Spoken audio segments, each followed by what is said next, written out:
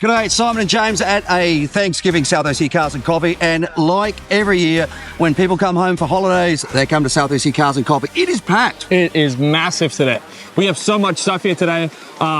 Starting off, I mean, we have a full lot by, what, 15, 20 minutes? It's been ridiculous this morning. I know we have a ton of Porsches. We have a ton of classics as well today. What have you seen? Yeah, this guy came in an old, rusty old 1930-something car that apparently was in crates somewhere in South America, and he bought the thing back, and I'm listening to him going, this doesn't sound original. I said, what's it got in it? He says, an L98, which of course is an LS motor, and this thing just looks like it has just come out of a barn from the last 60 years, which is kind of cool.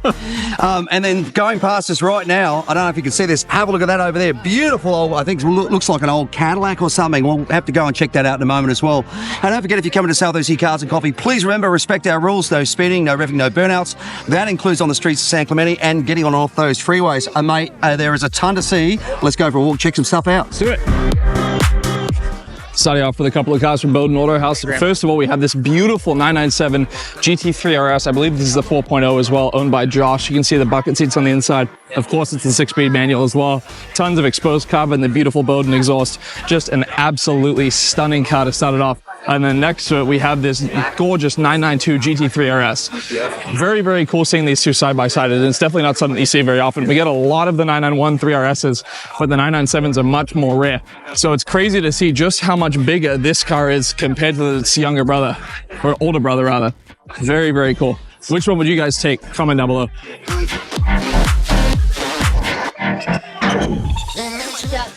Here we have a very, very nicely preserved Lamborghini Murcielago. Undoubtedly one of my favorite V12s of all time. This, of course, being the grandfather to the Aventador and the new Revuelto as well. This is absolutely beautiful. It is the E-gear, which is a very controversial transmission, but I think regardless of what you have in this car, whether it's the E-gear or the gated manual, this thing is still beautiful. Absolutely love it. The gorgeous yellow paint with the green flake. Beautiful example.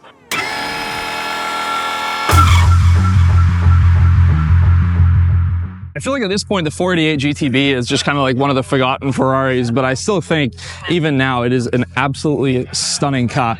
It looks very similar to the 458. Obviously, you don't have the same noise because this is when they introduced the twin turbo V8, but I still think even with a couple mods, this car just looks phenomenal. You have a really nice carbon fiber front splitter from the guys over at Vorcenter, side skirts, that little wing and the diffuser. I do like the rain light incorporated into the bottom.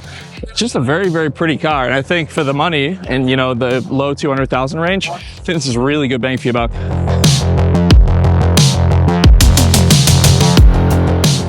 Here we have a very, very nicely spec'd Lamborghini Huracan Evo all-wheel drive. You can, of course, tell the all-wheel drive from the front bumper. It has these little aggressive slats. They've done a very good job with this car. It has those kind of OEM plus wheels.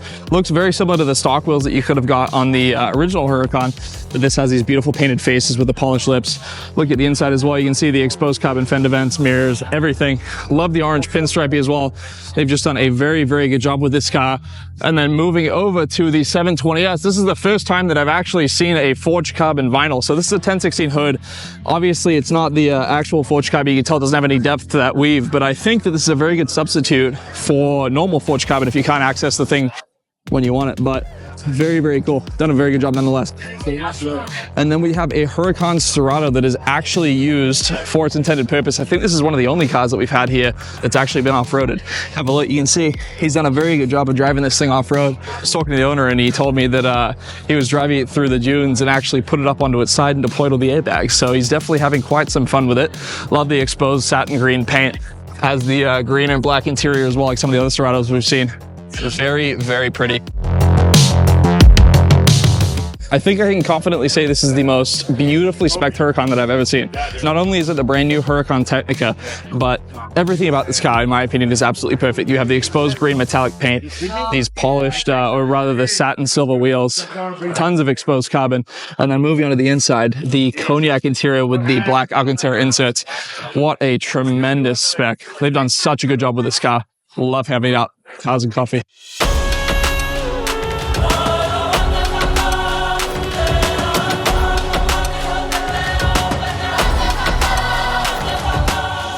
I think this has to be a lineup for the perfect three-car garage. Starting off with Billy from Audio Toys with his beautiful McLAREN 765 LT. Since we've seen it last, he's actually installed this beautiful satin stealth PPF. It is absolutely beautiful. I love the exposed carbon on this car, and undoubtedly my favorite part is going to be this roof scoop. The factory functional roof scoop from MSO. So cool. The induction noise is just wild on it, and then he does have the P1 seats on this car as well. Next to it, the GT3, a beautiful manual 6-speed, flat 6. Porsche, very pretty. And then next to it, one of the most raw, emotion-filled driving experiences ever provided by any car, the beautiful Lamborghini Aventador SV. I think this is going to be my favorite Aventador of all time. I would undoubtedly take this over the SVJ. They've done such a good job with this car. You can see this one is owned by a gentleman that also owned the Miami Blue R8, and he's done a very good job with it. You can see it's lowered on a nice set of wheels, has a Voodoo exhaust, tons of exposed carbon on this thing. What an amazing car. Thank God that the brothers on the rise now. Endless celebrations all in my house. Levitating now, I'm super duper fly now. Josh, the Auto Buyer, one of our sponsors, always brings some pretty cool cars. This 62 is no exception. He doesn't know the history on this thing, but have a look at the way it's been built. Obviously, somebody had built it to do some serious track work, just all sorts of details. The thing sounds tough as anything, but have a look in the back here.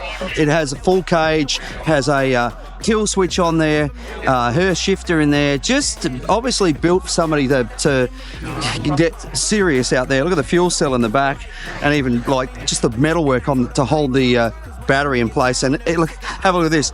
Even a case that's in here to lock in all the oil and coolant, etc. Next to it, another amazing car. Have a look at this thing. This is super clean. I noticed this is for sale before. This is a very tough resto mod. Obviously, ride tech in the back, so air ride. And have a look. This is all carbon fiber. See this? So the body on this thing, carbon fiber. Interesting the way the interior's been done to almost be modern, and then as we come through to the front, we've got that Hellcat motor in there as well. Rolling along, look at this 6x6 Defender. This thing is absolutely insane. The size of the rubber on this thing, it's hard to get around it with so many people here, but it is absolutely huge. Just an absolutely beautiful build. Lovely paintwork on it as well. It's actually metallic through here. It's just absolutely wonderful. Recaro's in it. Modern looking instrumentation as well. So somebody's done a tough job building this thing. Just very nicely done. Look at the 6x6 system on there. Great lineup of cars already this morning. Clean looking factory 5 Daytona build here. Just finished apparently, very nicely done. Looks like it's got a Coyote motor in there. Super clean. Love the color as well. It's got a slight metal flake to it as well. Very nice build. Super clean. Next to it, I always talk about this car, but it deserves it. This is one of the first cars I ever did as car of the week. This is Hal's Multipler. Hal is one of our long-time volunteers. In fact, Hal used to bring this to the original iteration of Southeast Cars and Coffee when we ran it in Target. And this thing is actually, believe it or not, look at this. This is actually a 7-seater.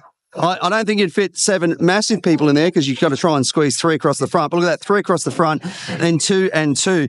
I've said to Hal on a couple of occasions, I wouldn't want to take this thing uphill with 7 people in there. I don't think it'd go very fast, but it's a great little car.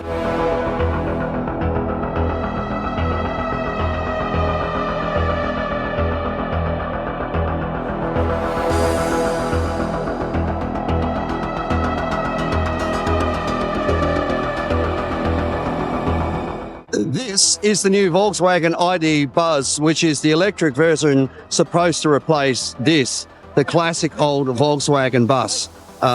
It's not going to sound the same, obviously, but it's interesting looking at this particular vehicle. They start at over $60,000, but they're saying that dealers are going to put anything from 15, 20 plus thousand on top of them. The concept is really good. The interior looks nice. Obviously, if it's electric, it's going to be economical as well. The range isn't anything really to write home about, but the thing that's, I guess, the hard pill to swallow for me is that the cost of this thing is going to be very expensive compared to a lot of other equivalent people movers. So you're going to be looking at 80, 85,000 or so once this thing's on the road. I mean, it's cool. It's retro for sure. Does it look like the original buses? Built a 21 window, and I'll say that it's a retro bus. But I think, interestingly, it's certainly got a lot of people talking, and a lot of these days, that's all you need as an auto manufacturer.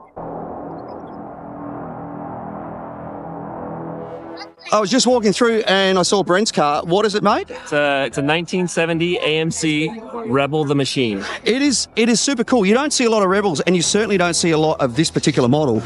And this thing looks like, I mean, it doesn't look like it's just driven off the showroom floor, but it looks like it's, it looks like it's like 4 years old. Yeah. I mean, it's amazing, the condition of it. I love the fact that it kind of looks all original. I'm not going to tell you too much about it. I'm going to do a quick walk around it, but I think this is a contender for Car of the Week. So make sure to jump over to the channel and watch the Car of the Week video as well. Very cool. Thank you for bringing it out. So I just heard 1,936 of these made, and in 1970, obviously, but it's a 1 year car, right? 1 year only, this model. 1 year only. I don't want to say too much because I want you to watch Car of the Week and we'll reveal it all. This thing is just, I'm tempted to talk about it, but I don't want to. I want people to see the Car of the Week. The interior, everything. Actually, this doesn't even look like it's a 5-year-old car. And then the graphics and everything on it. For me, it's that perfect blend where you look at it and it doesn't look like it's just gone through a resto. It looks like it could all be original. I bet it's not, but it looks like it could be original paint, original decals and everything else. That's the cool thing about it. It's just got that feel of, even the battery that looks so original as well. It doesn't feel like somebody's gone through and refreshed it or anything. That's what I love about it. It looks like it's a few years old. Very cool. Can't wait to talk about this a bit more.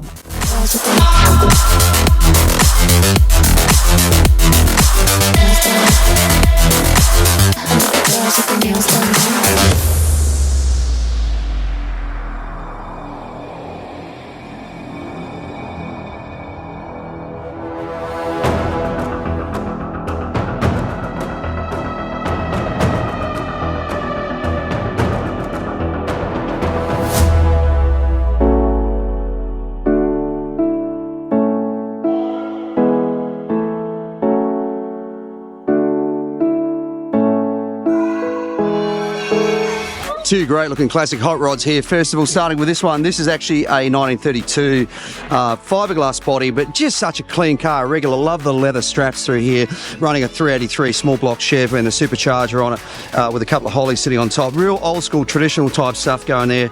As I said, one of our regulars. Next to it, I think we've made this Car of the Week before. I think off the top of my head, this is a 36. Please make a comment below if I'm wrong.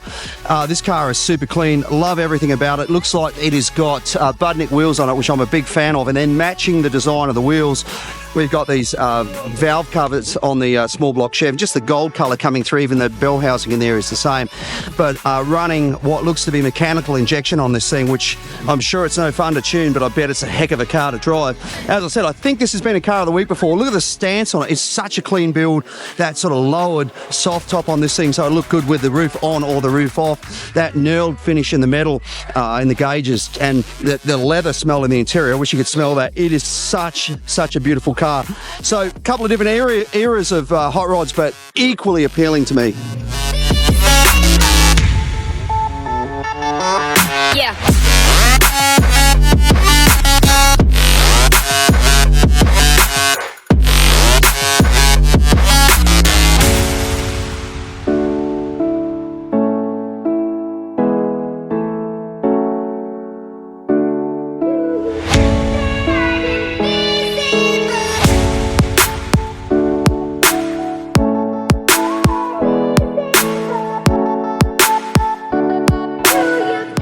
When this thing rolled in, it really stumped me. I've not seen that grille. I mean, the bottom of the grille sweeps like a 34 Ford or Chev of that era, but it's narrower. And then the top, this sort of scallop at the top, and this hood ornament I'd never seen before. I just spoke to the owner. It's a 1935 Hupmobile, and they were around from the 20s into the 40s, I think he said. But this particular one was found in crates. And look at the exportation sticker on the front. It was found overseas and brought back, put back together, and now it's also running a modern L98. The gentleman sitting over here that owns this particular car, how did you come by it?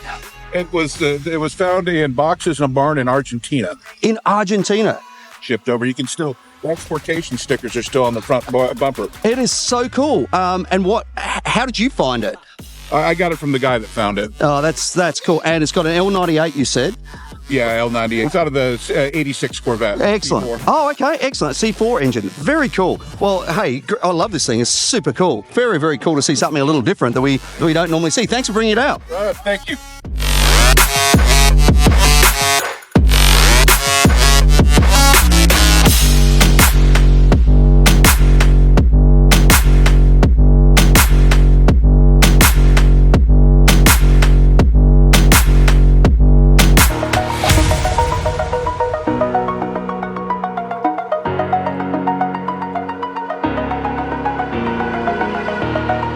Over the edge, feel like I'm floating. Incredibly tough sounding Supra there, living on what looks like some Mickey Thompson drag radials over there. I wanted to point this out. This is what happens when the show is so big on public holidays like we've got at the moment, the Thanksgiving weekend.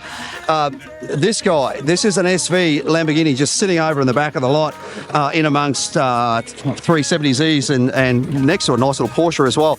Beautiful car, beautiful colour, very, very nice wheels. Nice little carbon details on there as well. Just little bits of carbon, same when we look through into the back. Nice, looks like a dry carbon on the rear wing as well. Very pretty car.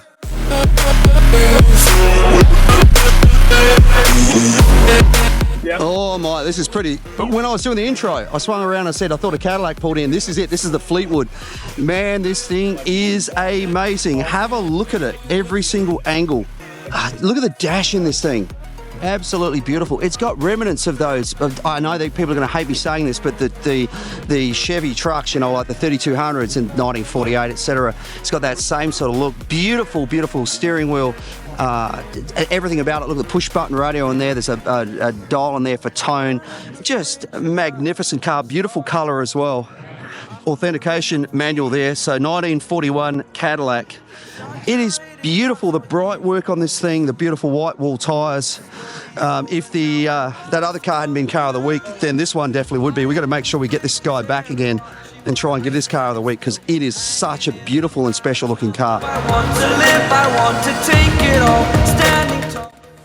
This is quite nicely done. This is Mustang's got a forged carbon hood on it, but see the way they've actually left that section to show the high cow hood, and the rest of it they've painted, and it looks like it's got a forged carbon steering wheel and just other little bits and pieces as well. I'm guessing that's just obviously a wrap back there. Well, who knows? Maybe it is an insert that's the real thing. But yeah, nice the way they've done that. I'm finally facing it all, fearless. Now the previous car of the week winner sitting over the back, this beautiful Maserati. Make sure to go and check this out. This car is just absolutely beautiful. Owner standing over here. This is just such a great car. We always love to see it here. Look at this. Just such a beautiful, original looking car. I am a fan. Make sure to go back and check the car of the week video because it's worth hearing the backstory on this beautiful car.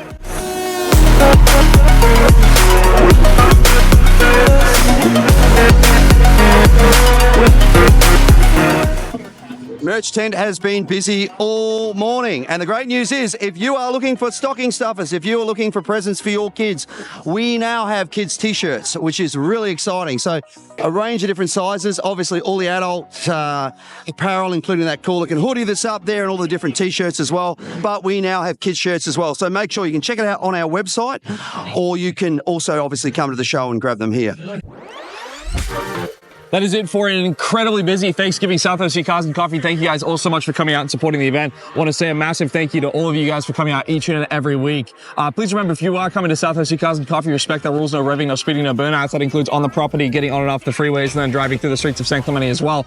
And then I want to say a massive thank you to all the sponsors. We have the Bracketeer Way Marketing, Mazda, McGuire's, iAccent Attorneys, Next Level Auto Protection, Sierra Ineos, Grenadina, Carbon-tastic, Happy Jewelers, Beckwith Financial, Jobs to the Auto Buy, Coldwell Banker Realty, and then also welcoming on Camberg Racing and MagnaFlow as well. So glad to have you guys part of the South OC Cars and Coffee family. I want to say a massive thank you to as well to all the volunteers that help us out each and every week. We could not put on this event without you guys. If you want to become a volunteer, hit us up on Instagram at South OC Cars and Coffee Merch. So we handle all the volunteer roster, and then while you're over there, check out some of our new hats, hoodies, long sleeve t-shirts, short sleeve t-shirts, stickers, literally everything you guys could want from South OC Cars and Coffee Merch. That's where we handle all the volunteer rostering, and then if you are volunteering at South OC Cars and Coffee, you get to bring your car in before 8:30, and Ruby's Dana provides a free coffee and donut for everyone helping us out. Yeah, big thank you to Ruby's for doing that and feeding the masses as well. And a big thank you to the outlets of San Clemente for allowing us to be here.